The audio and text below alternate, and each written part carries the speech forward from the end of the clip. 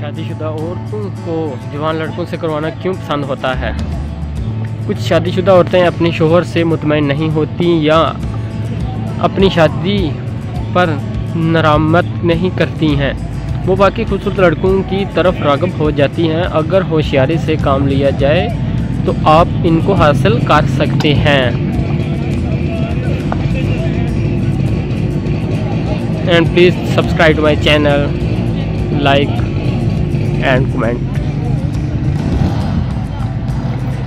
उनके शोहर इनको बिस्तर पर मुतमईन नहीं कर पाते और बड़ी उम्र के साथ इनमें टाइमिंग कम हो जाती है। कुछ शादीशुदा ख़वातीन जो मुतमईन हैं सिर्फ़ अपने मिजाज को ताज़ा करने के लिए सिर्फ़ एक खूबसूरत लड़के की तरफ देखती हैं और पुरानी ज़िंदगी में वापस आ जाती हैं, लेकिन वो कोई ख़तरा मोल नहीं लेती।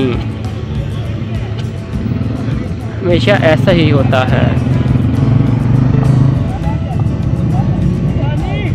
इनके शोहर से तमाम आम लड़के जिस्म, हसीयत, रवैये के लिहाज से बेहतर हैं।